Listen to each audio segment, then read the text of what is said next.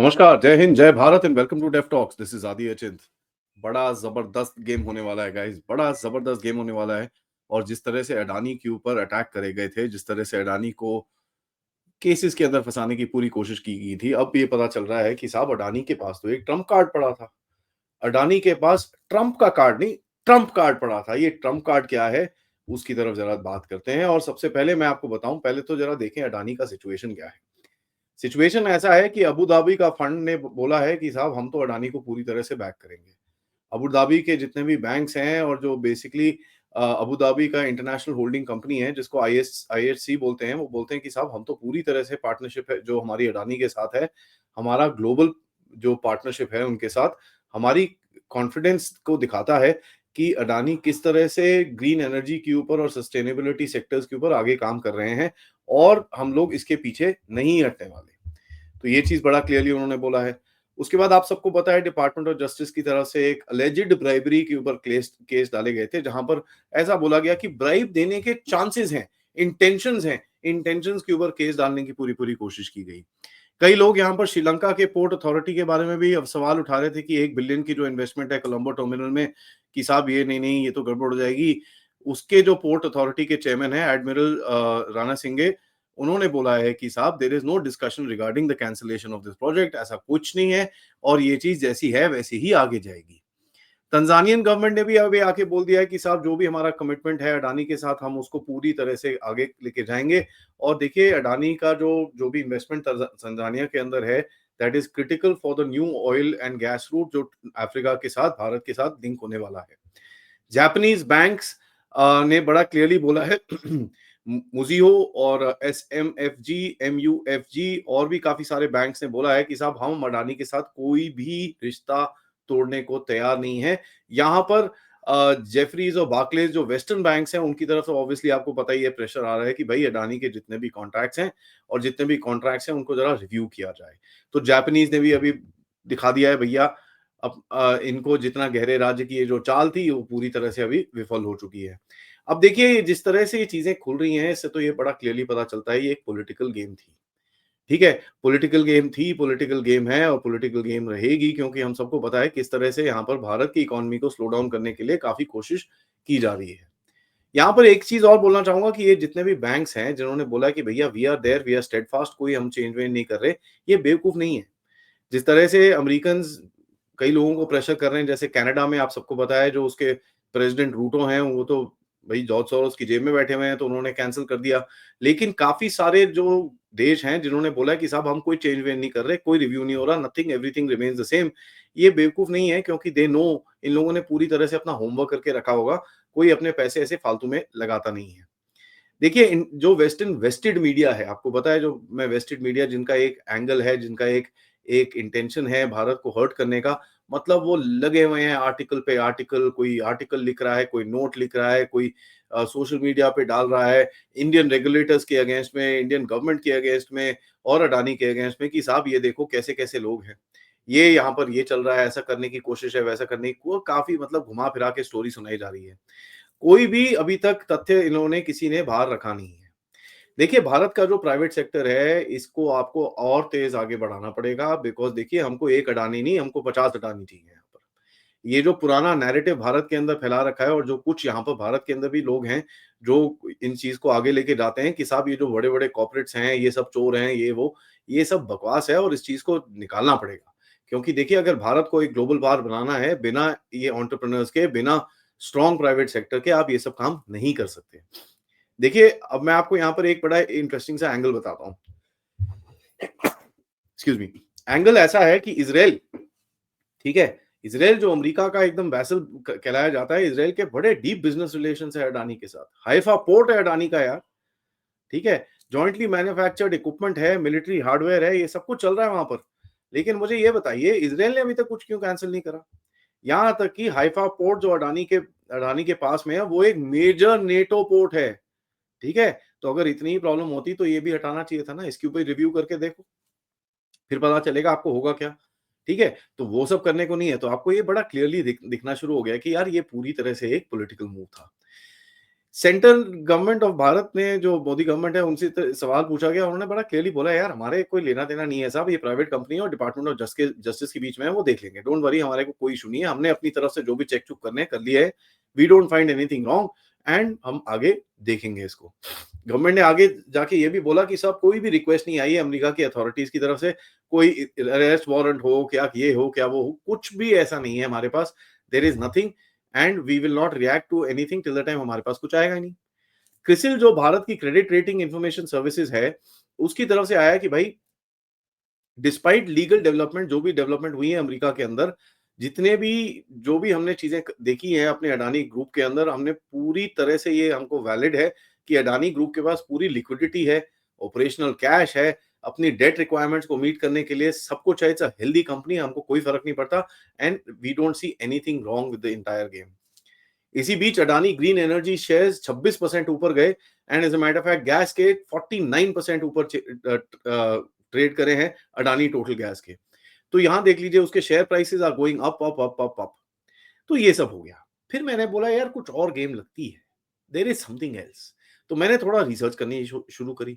Research करके ये पता चला कि भाई दुनिया का सबसे पहला ट्रिलियनर कौन है, बनने वाला है। सबसे पहला बनने वाला है जिसका नाम है इलॉन मस्क, जो बनेगा ट्रिलियनर दुनिया में सबसे पहला 2027 तक। उसके बाद जो बिलियनर, जो एक रिपोर्ट होती है बेसिकली जो ये देखती है, गौतम अडानी बनेंगे दुनिया के दूसरे ट्रिलियनर 2028 तक। सो दो बड़े बड़े ट्रिलियनर अभी आके निकलेंगे, एक भारत का होगा, एक अमेरिका होगा। Gautam Adani will be 2028 and Elon Musk जैसे मैंने आपको बताया विल बी ऑन 2027। अब मैंने बोला यार 2 ट्रिलियनर है, इंटरेस्टिंग चीज है। उसके बाद अगर आप देखें, गौतम अदानी ने बोला था कि साहब यूएस के अंदर 15,000 करोड़ रुपए की मैं इन्वेस्टमेंट करने को तैयार हूं, $15 बिलियन से ज्यादा की इन्वेस्टमेंट करने को वो तैयार थे। तो मैं बोला यार इन्वेस्टमेंट किस चीज में थी, इन्वेस्टमेंट देखा तो भाई ये तो पूरी तरह से सोलर और ग्रीन एनर्जी के ऊपर कर रहे हैं। ये बड़ा इंटरेस्टिंग लगा, क्योंकि ग्रीन एनर्जी और ये सब जो भी चीजें हैं उसके अंदर तो मार्केट लीडर अमेरिका के अंदर कौन है, इलॉन मस्क है। तो मैंने बोला यार जरा देखें इन दोनों के बीच में कनेक्शन क्या है। पता चला कि गौतम अदानी ने दुनिया की सबसे एक्सपेंसिव लॉ फर्म हायर करी है, जो बेसिकली हिंडनबर्ग रिसर्च के लिए जो केस आया था उसको फाइट करने के लिए। ये लॉ फर्म का नाम है वॉटचेल। वॉटचेल is the same law firm जो इलॉन मस्क ने हायर करी थी to basically complete his $44 billion acquisition of the social media company Twitter, जिसको आज हम एक्स बोलते हैं। तो यहां पर एक कनेक्शन निकला। मैं बोला यार ये बड़ी इंटरेस्टिंग चीज है। वॉचेल एक टीम है जो, देखिए टेस्ला इंक का पूरा ये जो पूरा जितना भी उसका टेस्ला का काम करती है, $2.6 बिलियन का एक्विजिशन सोलर पैनल और सोलर सिटी के अंदर उसने किया था, वो पूरा वॉटचेल के अगेंस्ट हुआ था। और वॉटचेल is one of the most expensive, जैसे मैंने आपको बताया, लीगल फर्म्स इन अमेरिका। तो ये कुछ निकला। मैंने बोला यार इनकी कोई मुलाकात शलाकात हुई है क्या। पता चला कि मिड नवंबर में गौतम अदानी इलॉन मस्क से जाके मिले थे अमेरिका के अंदर। तो ये भी बड़ी इंटरेस्टिंग चीज है, क्योंकि अगर देखिए अगर टेस्ला को अंदर घुसना है भारत के अंदर, अगर आप टेस्ला के बिजनेस मॉडल को थोड़ा स्टडी करेंगे आपको दिखेगा कि इलॉन मस्क ने पहले सोलर एनर्जी के ऊपर काम करने की करा था। बेसिकली उसकी हालत इतनी खराब थी, लास्ट के $6-8 मिलियन थे उसके पास। उस टाइम पे उसने सोलर के अंदर इन्वेस्ट करा था and that business literally boomed up. जब वो बूम अप हुआ तो पूरा जो एक अमेरिका के अंदर सोलर का ग्रिड बना है वो इलॉन मस्क के पैसे से बना है। तो जब वो इलॉन मस्क के पैसे से बना तो ये पता चला कि भाई टेस्ला की जो चार्जिंग स्टेशंस और ये सब चीजें हुई हैं वो उसके साथ कनेक्टेड है। तो अगर टेस्ला को भारत के अंदर भी आना है तो उसको क्या चाहिए होगा, उसको सेम सोलर ग्रिड चाहिए होगा। Who is the biggest guy who owns the biggest solar grid in India, Gautam Adani. तो इनके बीच में कुछ बैक एंडिंग ऑब्वियसली चल रही है and there is something that we must understand.